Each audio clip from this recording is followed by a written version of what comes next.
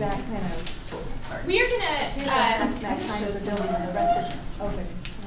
we're gonna break up into writing groups in just a second. And so what we're gonna model for you right now is just a fishbowl of what a writing group could look like before you all break up into yours and share your own writing. The writing that you bring to share can be any kind of writing at all. It can be something that you're personally working on. It can be some like parent thing that you're working on for school. It can be an assignment outline. It can literally be anything. I just brought a piece that I wrote in the last few weeks that was just in process piece, kind of slice of life-y. So I'm just going to model that with this, and then hopefully you can get some ideas of how you guys can interact with each other within writing groups. I think the hardest thing in the writing groups that I've been in have been being able to give really good feedback that's not just your piece was good, I liked it, but be able to give constructive feedback to people that is both helpful and still honors their process as a writer and honors what writing is personal, so that personal cycle. So hopefully we'll be able to kind of show that to you. We're going to use a PQP structure with the writing group. So I'm going to read this. We're going to pause. And then Misha and Lena are going to give one praise each. They're going to ask me one question that's going to help me go deeper into my piece or something that they're confused about. And then they're going to give me a prompt or something that they would like to see changed or different in the piece. So, you ready to get started? Okay, so just a second. So you guys out there might be taking notes about what do you see the writer doing and what do you see the other members of the group doing, because you're going to have both of those roles at some point. So I wrote this piece for somebody that is not a teacher and really doesn't probably read a lot of personal writing and all. So what I would love is help seeing this piece from the perspective of a non-writer and possibly a non-reader. I mean, I know that she reads some, but she's not somebody that is going to read all the time. It's not her line of work. And so that's one thing. And the second thing is that this person is somebody that would know a lot about the background information about this piece, and so she doesn't need additional information about that. Got it. Would you know it's a bit hard to write out before you? Yeah. Sorry, I'm not sorry. I rarely frequented the gym. My friend, tired of watching me struggle to master the treadmill workout, pushed on her new feet, wanted to help. So she drove me to this class called Body Combat. I knew I was going to hate it. Martial arts was not my thing. I didn't do video games with combat in the title. Didn't watch wrestling, sumo, or otherwise. I'd never hit, kneed, or kicked anyone in my life. I'm a worm saver after the rain comes and a turtle saver in the spring. Yet there I was, following my friend to crazy class. My heart thumped widely as I hid in the back left corner. When music started, three extremely fit goddess-like women began slamming the crap out of the air. This may not sound amazing, but it was amazing. Their coordinated movements fluidly encompassed the idea of fitness, although my awkward movements inside an extra-large t-shirt did nothing to mirror this image. In that moment, Jillian Michaels could have walked in the room, and I wouldn't have been any more awestruck than watching these three ladies attack absolutely nothing. About 5 months into Body Combat, I was a certified bull junkie. I memorized the schedule and worked my life around the art of air slamming and began favoring specific tracks, releases, and instructors. Without a doubt, Drew's class ranked among the best. Young and vibrant, Drew embodied fitness. As with any instructor, Drew brought a flavor unique to her personality. Even with the same tracks and choreography as everyone else, Drew could motivate me and all of us to work harder, sweat more, and laugh. Her workouts were entertainment, not, well, work. I wondered why her classes were so different, why I loved her class so much that I could be exhausted from work and kids and life and still want to go to combat. Could it be her t-shirts? Drew loves superhero t-shirts. One day Green Lantern, another day Wonder Woman, Teenage Mutant Ninja Turtles, Transformers. I often wondered if she shopped in Roger Rabbit's Toontown. She once deemed a whole week superhero t-shirt week. Wait till you see who I'll be on Saturday, she said. And I bet people showed up just to see who she was. Yet Drew never took herself too seriously, with her personality as colorful as the comics and laughter even louder than Marvel's primary hue. She emanated her shirt's playful vibe. Perhaps that's why people love her so much. Or could it be her song choices? I believe, although I can't ever say for sure, that Drew would put her iPod on shuffle and we would play Combat Roulette. A track would begin and Drew would cock her head to the side as if the song was a complete surprise, and she didn't quite know what we were going to do. Then an instant later, she'd begin, like the choreographer gods had flipped the switch. I never knew if she made it up or suddenly remembered the choreographer's original intent. Regardless, she rarely used the same combat mix twice. And perhaps the spontaneity of the workout is why people love her so much. Or could it be her utter acceptance of all of us? Once I had an absolutely awful day at work. The apex of the awfulness was when I was told I couldn't participate in a PTA event because I didn't RSVP. What? So instead of crashing the chili supper to show support to the school and my own child, I decided to go to Body Combat. That's what all healthy parents do, right? The parking lot at Wilson's was packed, and I knew Drew's class would be wall-to-wall people. Who doesn't love Drew? And after finally finding a spot and running into the gym, I was 10 minutes late.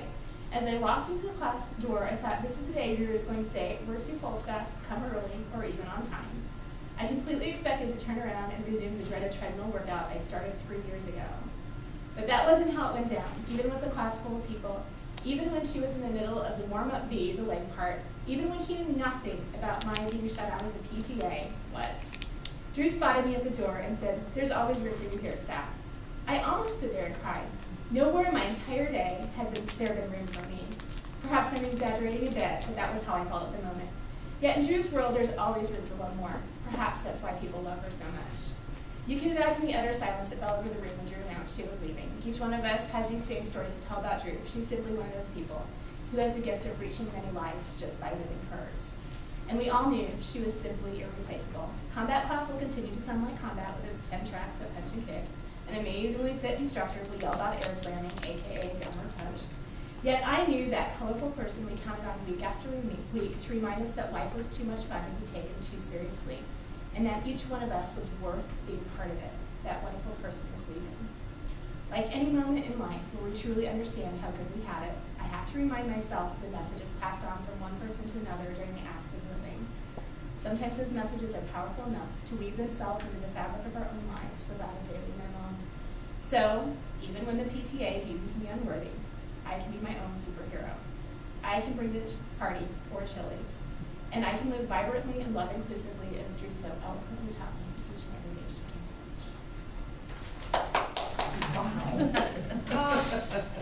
I think that if I wanted to praise,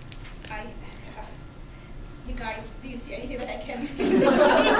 But, you did not give us any room anymore but to praise you for this piece. It's an excellent piece, very well written, and you gave all the reasons why this woman is such a great person and affected your life and the many lives there in different ways.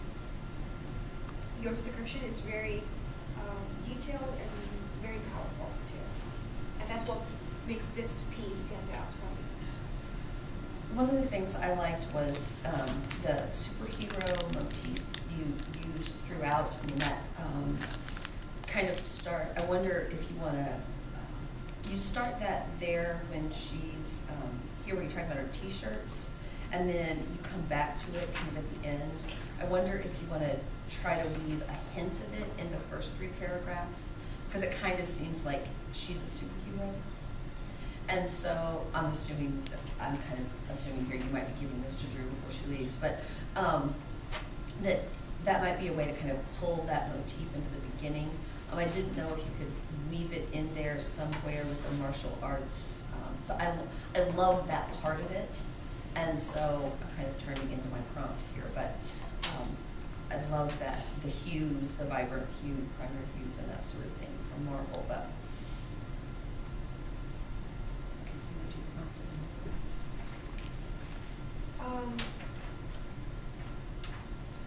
I was looking throughout all the piece to find one prompt that you can go forward with that.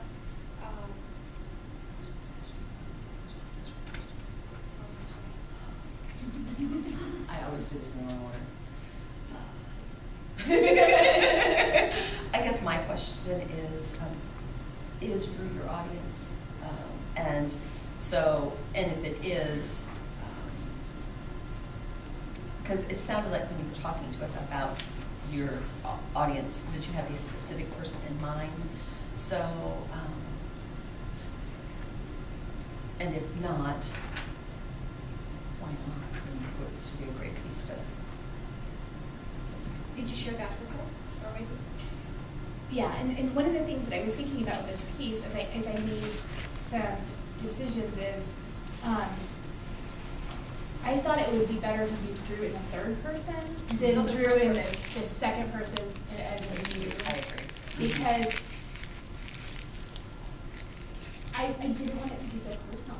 Right. I wanted it to be more informal, like more impersonal. I think because it's so emotionally charged, I can see why writing it in third person was easier, and I think it's gonna be easy for her. I think it also makes it more, universal. That it doesn't just apply to this one situation, so, I think that was a good choice to do it on the third. And I think that the way that you wrote this piece, you highlighted how you feel about Drew. You highlighted what are the qualities of Drew and how everyone else perceive her. So it's a complete circle. So you did a great job. Stuff. Okay, so, prompt, we talked about Marvel comic, which you might read that at the beginning. The parentheticals after the PTA rejects you, which OMG is what I wrote on the side of my thing. Some of the parentheticals, that go on from there about that, like, the back of the second paragraph, I wonder if, I got a little confused there. That was the part where I was thinking, what's going on here? I'm not sure I would have known exactly what was going if you hadn't been reading it. Okay. And so, I don't know if we put, so when I look at that paragraph, there are 3 parentheticals there. There's the leg part where you're providing me with information. There's the what, where you are asking a question in your own head, giving an opinion about it. And then there's perhaps I'm exaggerating a bit where you're talking to the audience. And so those 3 different purposes of the parenthetical in the same paragraph. I just, it's that part. And that happened kind of in the several paragraphs there. So you might just kind of think about, is there a way you can change the font to in some of those so that we know different purposes for those?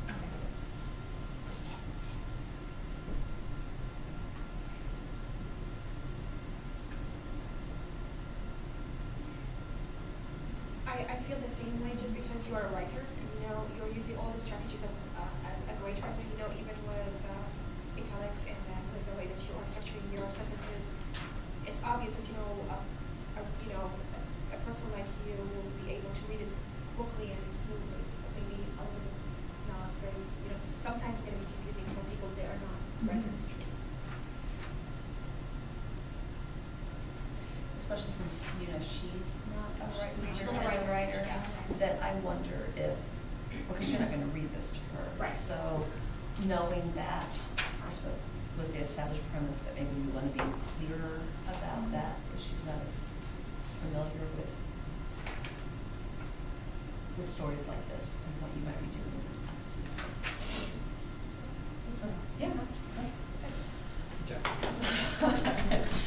So, give us some things the writer did in a group like this. Well, she set the scene. I mean, she told you who she's writing for, so that puts you in the mood of what you're looking for as well. Absolutely. The purpose behind the piece. Absolutely. It's definitely the writer's job. Tell us what we're looking for. And she told you what she wanted from you, what her maybe concerns with the piece were.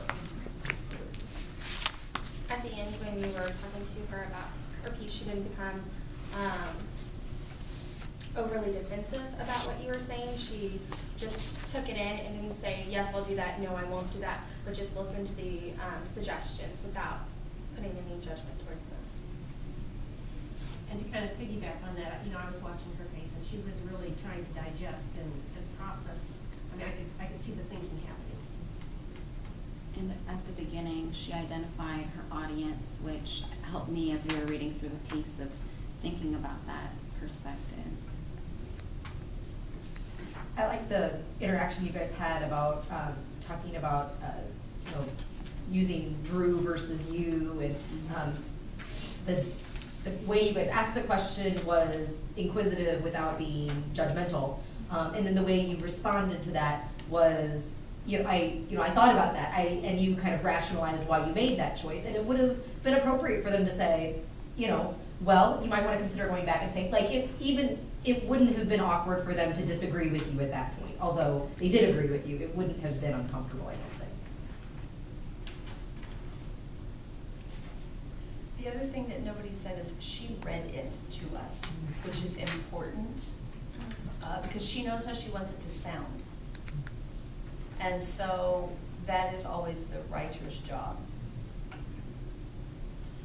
So what are the feedback people do? What did you see us doing? Can I ask you? Yeah, about that? absolutely. My only question about that is that, as you pointed out to her, she read it and so you understood it, but if you were to read it without her reading it, or without her orating, you might have, I don't know, I think that the readers might have, if the intended audience is going to be simply reading, there might be benefit to both.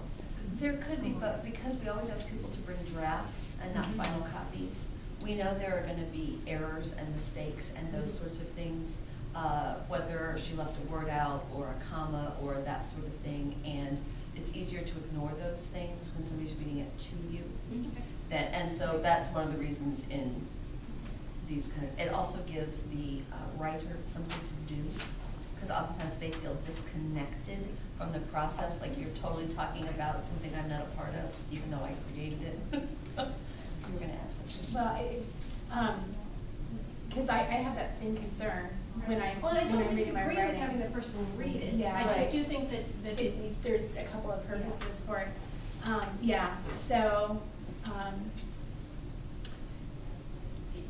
it's very difficult to pass a piece and then have somebody sit and quietly for 10 minutes while you're just like, and so, in a more informal kind of situation, reading it out loud, it might be easier, but I understand that. And that is a concern for me with, in particular, the audience of this piece, is just handing it off and not ever knowing what kind of voice she has inside her head. That, does she get my sarcasm? That kind of thing. So those are things to go back and consider. I just feel like, both sides will benefit a lot if you are reading aloud and we are following with you, or we're reading to ourselves, because the way that we write, like want, you said, and still want you're going to come back, you caps all these letters. Unless we see that word in caps, we will not have the same feeling, the way that we are perceiving it. So I think it's both ways we will get the message.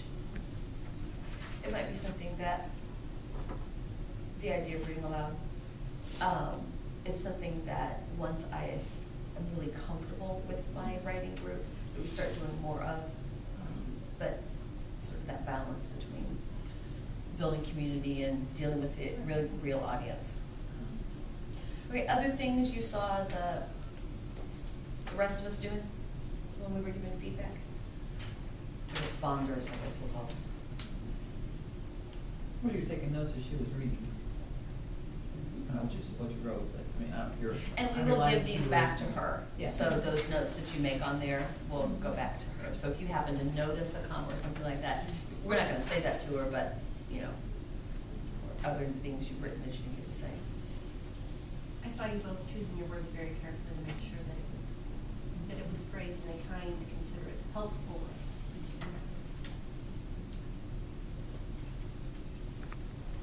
There was a lot of silence, and that's awkward for me, but you guys, I know you were doing that deliberately to be thoughtful and to give Stephanie time to take it in, and that's probably important.